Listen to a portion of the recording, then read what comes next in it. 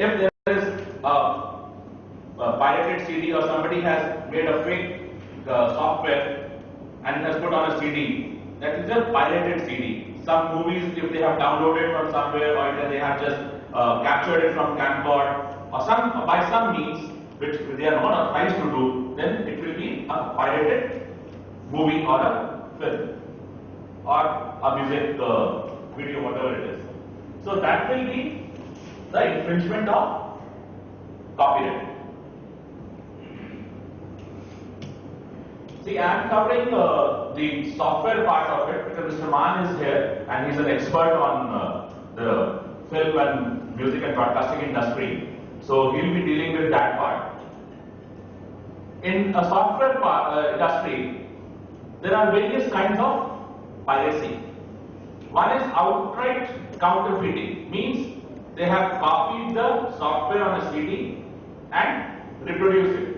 So it's a channel piracy, just they are selling the pirated CDs with the software. The software which is available for 5,000 rupees, they will be selling it for 50 rupees. Then the other form is hard disk loading. All of us, whosoever using the laptop or the computers, we can encounter this kind of piracy. Because the moment you go to a shop to buy a laptop, the dealer will tell you that, can I load, sir, all the softwares on it without taking any money? So that all those software will be loaded on your hard disk. And it is basically the reproduction of that particular software on your hard disk. So if it is not licensed, because that reproduction right was available with the copyright owner. So if it is being done without any license, it will be a copyright infringement. Similarly, end user or corporate piracy. It means, like suppose there is a company, they have 100 employees, they have 100 computer systems, but they have only 20 licenses. So till 20 they are licensed, but the other 80 users are using unlicensed software so it's an end user which is using it. So it's an end user or a corporate piracy. Client server piracy. We have a huge server and different users can be connected to that particular server. Suppose that server has a multi-user license of 500. In most of the cases at BPO it happens, they will have license for 500 and there will be some 2,000 people will be using it. So it is a client server piracy. Internet piracy. Some softwares which are available on internet, if you download it without permission, if the permission is required, then that is internet piracy. Now, I talked about the counterfeit goods. Now there is another form of products which are available. They are grey market or parallelly imported products. These products are genuine products from the original manufacturer, but may not be meant for sale in India or the market where it is available. So the product is perfectly fine, but because there is no permission of that particular product to be sold in India, as an example, so that can amount to infringement. Why? Because there may be some exclusive licensee who is in India, who will have exclusive license to distribute the original products. His rights will be curtailed. So that's why, to safeguard his interest, those products should not be sold. Now, what is the law on this? If the products are original, whether those products can be stopped, As per Indian prevailing, what is the prevailing law in India, the statutory law is there. It says India follows international exhaustion. Exhaustion means once the products are out from the manufacturer's factory into the market, then the manufacturer will not have any control over the resale of that particular product. So if India follows international exhaustion, it means something, a Samsung television which is being made in China, which was supposed to be only sold in China, comes to India, and India follows international exhaustion, Indian law will not stop the sale of that particular product. Some countries follow national exhaustion. So if anything comes out of the country in that country, that market, then they will stop it. Like Europe follows regional one, or in only in European Union. What are the reasons? Why do people get involved in this grey market of parallel imported products? Obviously, the price is the major criteria. If something is available for 100 rupees, if you are getting the same product for 80 rupees, any consumer will go for it. But there are something which are known as warranties or guarantees that may not be available on those products, or that the authorized service center may not recognize the warranty on that. So that can be, after sale, can be a very problematic thing. But that price is the main criteria. Regional consumer specifications, difference in regional brand and investment levels. So why the price why there is a difference in price? Same Samsung television having the same specification. What happens? Sometimes, suppose in India, they have to put more money in advertisement, so the price will become slightly higher. If they have to put less money, the price can become cheaper. So those are the parameters, those are the factors which govern the price. Manufacturing cost, labor cost, electricity cost, transportation, so many things will govern the price. So because of price difference, you may get cheaper stuff from China or other countries.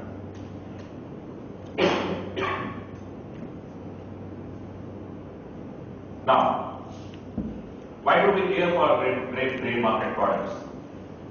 Because what happens, suppose something, take again this water balloon. There are some requirements under packaging law or Food Registration Act, something like that. So you have to mention each and every detail on the bottle. The product which are coming from the outside, from abroad, may not have these particular specifications.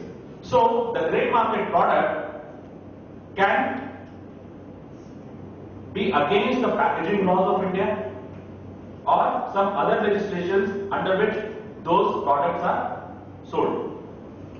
So even though it's a genuine product, but it can be a wrongful product in the eyes of Indian laws. Exclusive distribution right, as I said, there are exclusive distribution or exclusive licensees who are there. Maybe dilution of brand. Because what happens if tomorrow, suppose the same iPhone, it is available in China for $200, in India it is available for $150, in Sri Lanka it is $120. So the customer will think, why there is a difference? So there is a dilution of brand as well. It does not reflect good on the brand.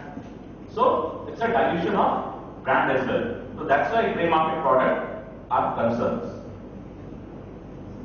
Now what are the remedies which are available? Obviously civil, criminal and administrative. Civil, I am just giving you the headings. These are certain kinds of injunctions or orders which you can obtain from court and injunct the other party and have an action on him. These are the criminal remedies. Copyright infringement, cognizable, non-bailable offence, and the complaint can be filed directly with the police. Trademark infringement, again cognizable, non-bailable offence, complaint can be filed with the police or with the magistrate as well. No criminal remedy is available for design and patent violation. These are the sections which govern the criminal remedy under the Trademarks Act. It's basically falsifying and falsely applying trademarks. Again, suppose somebody affixes on a duplicate stuff this particular brand. So we say it's a counterfeiting. So counterfeiting, falsification, all these are interchangeable words, but it's not a genuine product. Now, I talked about the grey products. Those are genuine products. But if on the packaging some alterations, some modifications, some rubbing, something has been done, that can also amount to falsification and is punishable under 103. Falsely apply again, uses any packaging bearing that trademark or deceptively similar trademark. So Bisleri, BISLERI or BISLARI, both are similar sounding words. So it's not only the identical but even the deceptively similar trademarks can also be falsified. Now, what is the punishment? Imprisonment of 6 months, which can be extended to 3 years, fine not less than 50,000 and extendable up to 2 lakh. There is an enhanced penalty under section 105. Second of subsequent conviction under section 103, 104, punishment can be 1 to 3 years, fine not less than 1 lakh and extendable up to 2 lakh.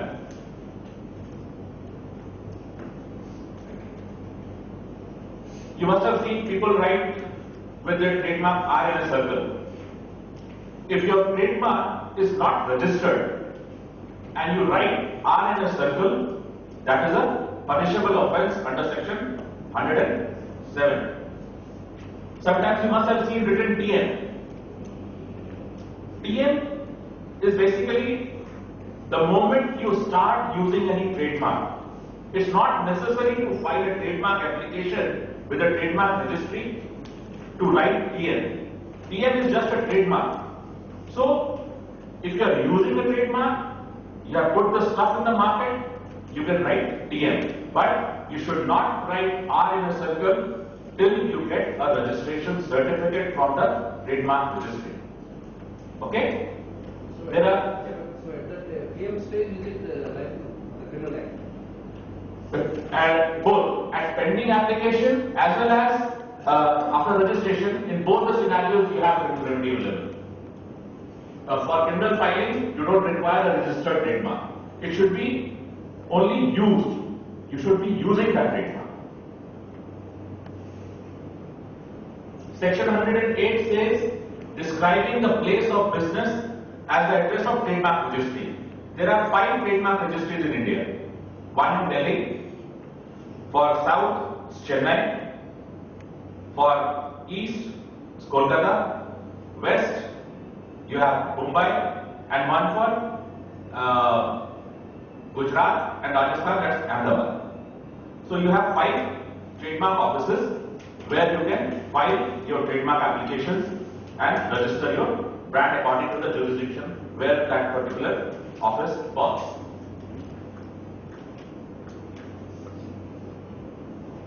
Section 111 deals with the forfeiture of goods. All the goods which are like seized during the seizure,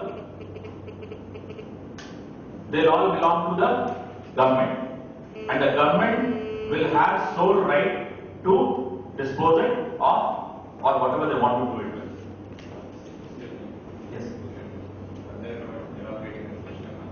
Yes. Yes. PM is used. It's a generic name.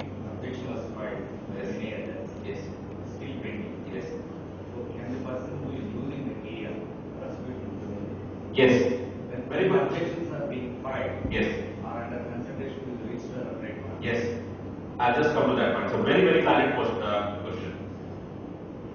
Now, the next slide deals with Sir's question. When a trademark owner, if he has a pending application or a registered trademark, he will file with the concerned police station. The Deputy Superintendent of Police, who has to be the investigating officer under the Trademarks Act, will put that complaint along with the samples which are being provided by the complainant and put it in a steel cover and send it to the concerned trademark office for registrar's opinion. Now, what Sir has said is absolutely right. Now, the registrar has to opine, has to give his opinion whether any case is made out or not. If the registrar says, okay, there is a pending opposition, there is a third party opposition against this mark against which they want action, or there is an objection which is raised by the registry which is yet to be met, then the registrar may deny the permission. If in the registrar's opinion the rights are clear, even though the application is pending, on registrar's opinion, basis registrar's opinion, the police officer can go ahead with the treatment. That is the provision under section 115(4). It says any police officer not below the rank of Deputy Superintendent of Police or equivalent may, if he is satisfied that any offence with respect to section 103, 4, 5 has been committed or is likely to be committed, may search and seize without warrant any goods or objections involved in committing the offence. But before conducting search and seizure, the police officer is required to obtain the opinion of the registrar of the facts involved in the offence. So, before in copyright, you have a ample powers. Suo moto, without anything, you can go ahead. But if the offence is made out under Trademarks Act, then you require a prior opinion or the consent or the permission from the Trademark Registry under section 115(4) of the Trademarks Act 1999. Now, Rule 110 of the Trademark Rules 2002, where a matter has been referred to the registrar for his opinion under section 115(4), such opinion has to be forwarded in a sealed cover. Again, the registrar also will return it to you in a sealed cover within 7 working days of the receipt of such written information. The registrar also has to ensure complete confidentiality in the said matter. Obviously, the alternative remedy under the Criminal Act, you can move for 156(3) investigation. You can also file an application for section 91 CRPC for search and seizure collection of evidence.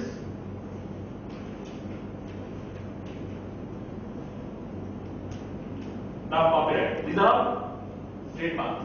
Now we are coming to copyright. Like I said, mostly the copyright owners go for end user action. So what basically will happen there? End user they will be having X number of employees, but X plus Y number of employees are using, or X number of licenses, X plus Y number of employees are using the computer system. So that plus Y is unlicensed use. So usually permits installation and use on one PC with a single use software. It can be installed not more than one on one computer. If it happens, then it is infringement under section 63, which is a criminal offence. Unauthorized production even during use. Suppose you say, okay, I have brought this CD, I'm not installing it on my computer, but I'm just using it. But to use that software, temporarily that particular software will be saved on your random access memory, that is RAM. Even to use anything from the computer system, that will be saved on your RAM. So saving of that particular software on RAM is again nothing but reproduction, which is, if done without the consent of the copyright owner, will amount to infringement. Specifically, an offense under 63B, apart from amount